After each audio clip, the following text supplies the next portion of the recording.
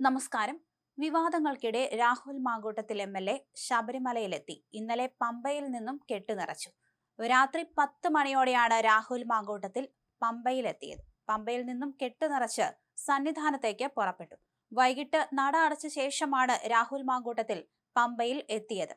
കഴിഞ്ഞ ദിവസം ആരംഭിച്ച നിയമസഭാ സമ്മേളനത്തിന്റെ ആദ്യ ദിവസം രാഹുൽ മാങ്കൂട്ടത്തിൽ നിയമസഭയിലെത്തിയിരുന്നു.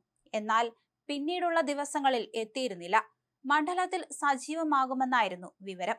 അതിന് മുന്നോടിയായിട്ടാണ് ശബരിമല ദർശനം. തനിക്കെതിരെ ആക്ഷേപമുന്നയിച്ചവർ കേസിന് പോകാൻ തയ്യാറല്ലെന്ന് പറഞ്ഞതാണ് രാഹുലിന് ആത്മവിശ്വാസം നൽകുന്നത്. ഇതോടെ സോഷ്യൽ മീഡിയയിലടക്കം രാഹുൽ സജീവമായി കഴിഞ്ഞു. ഇതോടെ വരും ദിവസങ്ങളിൽ പാലക്കാട് മണ്ഡലത്തിലേക്ക് രാഹുൽ എത്തും. പാലക്കാട് മണ്ഡലത്തിലേക്കുള്ള റീ എൻട്രിക്കുള്ള മുന്നൊരുക്കങ്ങളും അണിയറയിൽ നടക്കുന്നുണ്ട്. ജില്ലാ റവന്യൂ അസംബ്ലിയിൽ പാലക്കാട് നിയോജക മണ്ഡലത്തിലെ അടിയന്തര പ്രാധാന്യമുള്ള ആവശ്യങ്ങൾ ഉൾപ്പെടുത്തി റവന്യൂ മന്ത്രിക്ക് രാഹുൽ മാങ്കൂട്ടത്തിൽ എം.എൽ.എ. കത്തു നൽകിക്കൊണ്ട് രംഗത്ത് വന്നത് വരും ദിവസങ്ങളിൽ കൂടുതൽ സജീവമാകും എന്നതിന്റെ തെളിവാണ്. എം.എൽ.എയുടെ ഔദ്യോഗിക വാട്സ്ആപ്പ് ഗ്രൂപ്പും ആക്റ്റീവായിട്ടുണ്ട്. മാത്രമല്ല, ഇന്നലെ മുഖ്യമന്ത്രി പിണറായി വിജയനെ രൂക്ഷഭാഷയിൽ വിമർശിച്ച് ഫേസ്ബുക്ക് കുറിപ്പും ഇട്ടിട്ടുണ്ട്. നേരത്തെ ഗുരുതരമായ ലൈംഗിക ആരോപണങ്ങൾ വന്ന പശ്ചാത്തലത്തിൽ സോഷ്യൽ മീഡിയയിൽ പഴയതുപോലെ ഇടപെട്ടിരുന്നില്ല രാഹുൽ മാങ്കൂട്ടത്തിൽ. കുന്നംകുളം കസ്റ്റഡി മർദ്ദനത്തിനിരയായ സുജിത്ത് 11 കേസുകളിലെ പ്രതിയാണെന്ന മുഖ്യമന്ത്രിയുടെ പ്രതികരണത്തിലാണ് ഫേസ്ബുക്ക് പോസ്റ്റുമായി പാലക്കാട് എം.എൽ.എ. രാഹുൽ മാങ്കൂട്ടത്തിൽ രംഗത്തെത്തിയത്.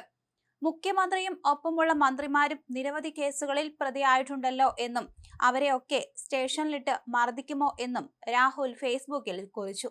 ഈ പോസ്റ്റിന് വലിയ സ്വീകാര്യതയും ലഭിച്ചിരുന്നു. CPM-ഉം BJP-യും എതിർക്കുന്നുണ്ടെങ്കിലും ഈ ആഴ്ച തന്നെ മണ്ഡലത്തിലെത്താനാണ് രാഹുൽ ആലോചിക്കുന്നത്. എന്നാൽ എതിർപ്പായി CPM അടക്കം രംഗത്തുണ്ട്. അതേസമയം രാഹുൽ മാങ്കൂട്ടത്തിൽ ജില്ലയിലെത്തുന്നത് സംബന്ധിച്ച് വിവരമൊന്നും ലഭിച്ചില്ലെന്ന് DCC പ്രസിഡന്റ് A. തങ്കപ്പൻ പറഞ്ഞു. പാർട്ടിയിൽ നിന്ന് KPCC സസ്പെൻഡ് ചെയ്തതിനാൽ രാഹുൽ ഇപ്പോൾ സ്വതന്ത്ര MLA ആണ്.